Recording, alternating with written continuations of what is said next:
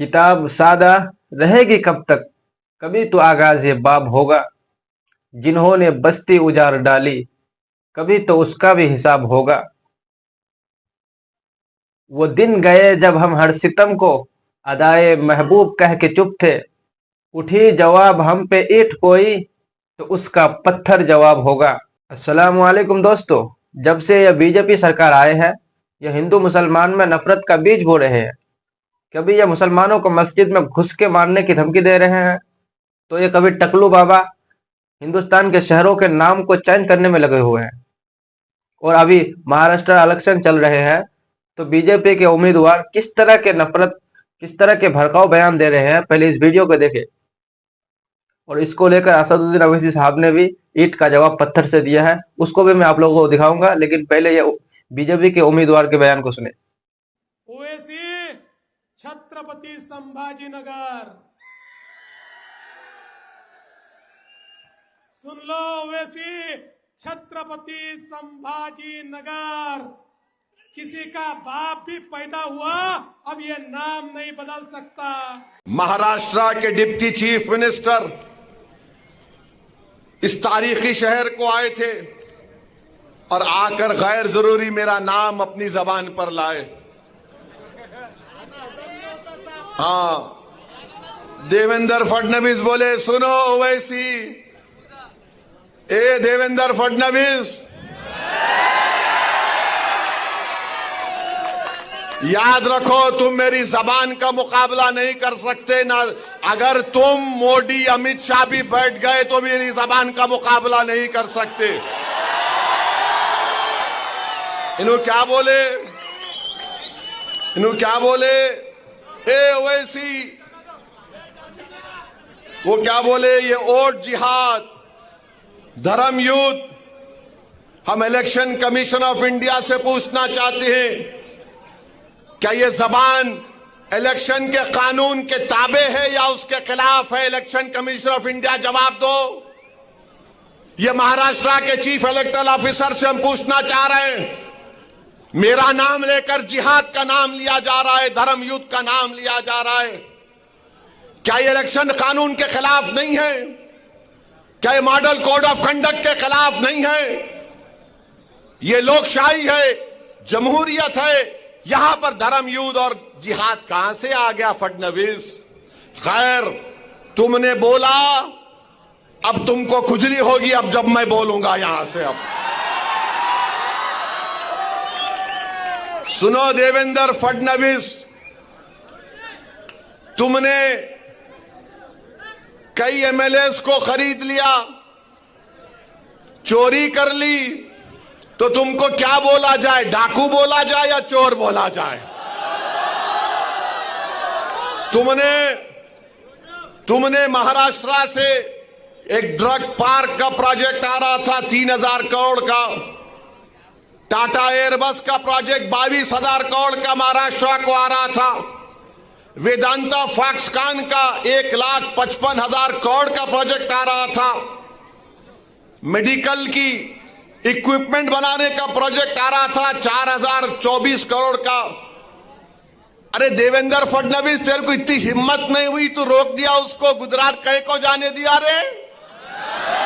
हाँ, 1,80,000 करोड़ का प्रोजेक्ट महाराष्ट्र को नहीं आया, गुजरात को चले गया। क्यों? तुम तुम्हारे पप्पा जी से डर गए थे मोदी के। ये फिर आप देखो, और हम बताना चाह रहे हैं, फडणवीस ये समझते हैं क्योंकि वो फडणवीस हैं तो असदुद्दीन ओवैसी को दबा सकेंगे, क्योंकि वो फडणवीस हैं तो ये चाहते हैं कि लोग उनके पैरों के पास बैठ जाएं। वो फडणवीस हैं तो ये समझते हैं कि वो मुझे जिहाद या धर्म युद्ध के नाम से पुकारेंगे। वो फडणवीस हैं तो समझते हैं कि मैं असदुद्दीन ओवैसी को नीचे गिराऊंगा। अरे देवेंद्र फडणवीस, तुम जिस चीज को लाना चाहते हैं ना औरंगाबाद में, वो चीज कभी नहीं आएगी इंशाअल्लाह ताला। मैं लिख के रख रहा हूं, वो इसलिए नहीं आएगी फडणवीस क्योंकि बाबा साहेब अंबेडकर ने जो संविधान बनाया उसमें फडणवीस भी बराबर है, ओवैसी भी बराबर है, कोई ऊपर कोई नीचे नहीं है।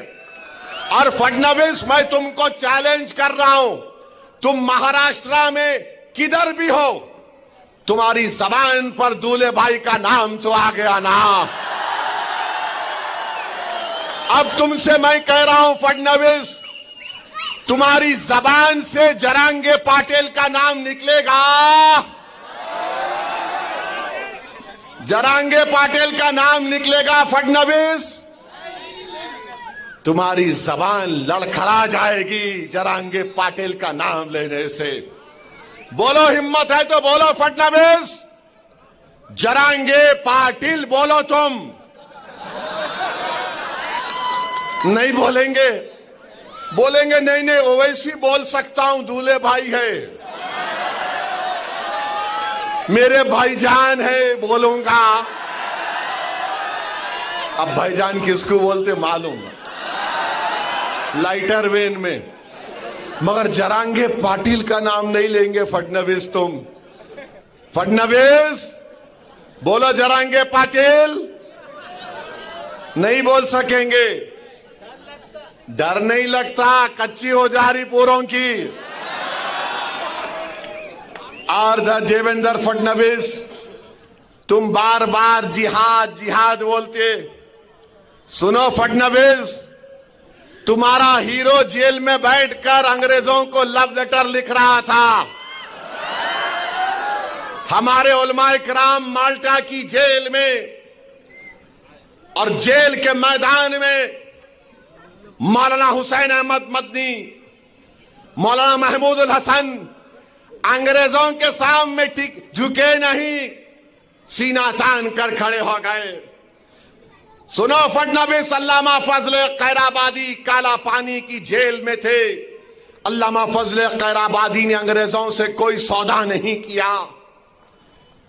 सुनो फडणवीस, 1820 के बाद इस मुल्क की आजादी की लड़ाई में सबसे पहला फतवा किसने दिया? हमारे मदरसों के जिम्मेदारों ने दिया, जिहाद का फतवा दिया। फडणवीस, जब तुम्हारे बुजुर्ग नहीं थे, अंग्रेजों से लड़ने का तरीका हमने देश को सिखाया, हमने बताया कैसे अंग्रेजों को भगाया जा सकता है। तारीख गवाह है कि दिल्ली की जामा मस्जिद से लेकर वो जो पंजाब का पाकिस्तान का बॉर्डर है मौजूदा, उन झाड़ों और पेड़ों पर हमारे उलमाए किराम की लाशें फकर से लटक रही थी। वो लटक तो रही थी मगर पुकार पुकार कर पैगाम दे रही थी तुम जैसे फडणवीस लोगों को कि देखो, इस देश से हमने मोहब्बत की और इस देश को आजाद कराने के लिए हमने अपना सब कुछ कुर्बान कर दिया। आज फडणवीस बोलते जिहाद। फडणवीस, तुमको जिहाद फडणवीस क्या बोले? वोट जिहाद। अभी लैंड जिहाद हो गया, लव जिहाद हो गया, एग्जाम जिहाद हो गया। अब फडणवीस, आरएसएस, बीजेपी बोल रही वोट जिहाद। यानी धूलिया में मालेगांव सेंट्रल की सीट से बीजेपी के उम्मीदवार को वोट नहीं मिला तो फडणवीस बोल रहे वोट जिहाद।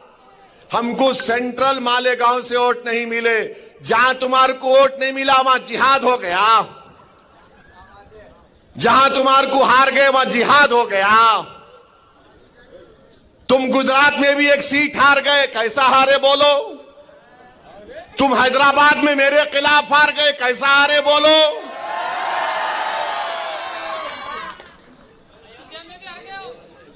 अयोध्या में भी हार गए। अम्मा, अब नहीं बोलता इससे आगे मैं।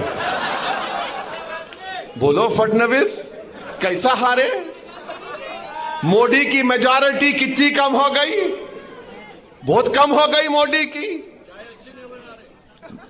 कुछ भी अच्छा नहीं बना रहे उन्होंने। अब बोलो, मगर मेरे भाई मालेगांव सेंट्रल की बात फडणवीस ने की। 1818 में अंग्रेजों और मराठाओं की जंग हुई थी, तीसरी जंग। मराठाओं की फौज में मुसलमान थे, कौन सी तारीख को? 1818। फडणवीस, तुम तारीख में वीक हो, तुम्हारे को नहीं मालूम, तुम हिस्ट्री नहीं जानते। कुछ भी नहीं जानता, छोड़ो उन्हें। तो 1818 में अंग्रेजों के खिलाफ मराठाओं ने जंग की थी और उस जंग में मुसलमान मालेगांव के किले पे खड़े हो गए और अंग्रेजों को से मुकाबला किया। उसमें 30 से ज्यादा सिपाही शहीद हो गए और अंग्रेजों को, उन मुसलमानों को जो मराठाओं की फौज में थे, 36 तोपों को इस्तेमाल करना पड़ा। 8000 गोले गिराए, 35,500 गन पाउडर इस्तेमाल करना पड़ा। फडणवीस, ये वो मुसलमान जो मराठाओं की फौज में मालेगांव के किले में खड़े हो गए थे और अंग्रेजों को मुकाबला किया। फडणवीस, तुम्हारे पूर्वज नहीं थे, ओवैसी के पूर्वज थे जो अंग्रेजों से जिहाद कर रहे थे। और फिर 1921 में मालेगांव में इनकलाबियों ने खिलाफत नॉन कॉपरेशन मूवमेंट के बाद मालेगांव के किले पे चढ़ गए। अंग्रेजों का झंडा हमने निकाला, फडणवीस तुम्हारा हीरो नहीं निकाला। हमारे बुजुर्गों ने झंडा निकाला, मालेगांव शहर को कब्जा कर लिया और उसके बाद अंग्रेजों ने क्या किया? बोलो फडणवीस, मरने वालों में, शहीदों में तुम्हारा नाम था या ओवैसी के बाप दादा का नाम था? बोलो, नाम क्या था? सुनो फडणवीस, शहीदों का नाम जिन्होंने 1921 में अंग्रेजों का झंडा निकालकर हिंदुस्तान के झंडे को लहराया, शहीदों में नाम सुलेमान शाह, इस्माइल अल्लाह रखा, शाहीन बिखारी, शाबान बिकारी, बुद्धू, फरीदास, अब्दुल गफ्फार, ये तमाम को फांसी पे लटका दिए फडणवीस। तुम्हारा हीरो अंग्रेजों को लव लेटर लिख रहा था, I love you, I love you. हम आई लव यू नहीं बोले अंग्रेजों को, हम बोले वी हेट यू, तुमको निकलना पड़ेगा भारत से। तुम आकर हमको जिहाद सिखाओगे फडणवीस? अरे तुम जिहाद का जे नहीं जानते, तुम हमको क्या पूछ रहे हो? तो दोस्तों, आप लोगों ने देख लिया बीजेपी और आरएसएस के दलालों ने किस तरह हिंदुस्तान में नफरत के बीज बो रहे हैं। ऐसे में हम मुसलमान को एक होने की जरूरत है। दोस्तों, सियासी ताकत होगी तभी कुछ हो सकता है, वरना हमारे ऊपर ऐसे ही जुल्म होते रहेंगे। दोस्तों, हम महाराष्ट्र इलेक्शन में मजलिस इत्तेहादुल मुस्लिमीन की हिमायत करते हैं। आप लोगों से भी अपील है कि आप इसको वोट देकर हम किनार करें।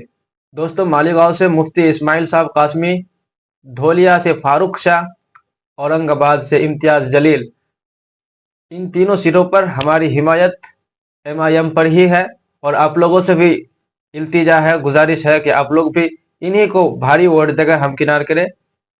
और दोस्तों, वीडियो को ज़्यादा से ज़्यादा शेयर कर दें।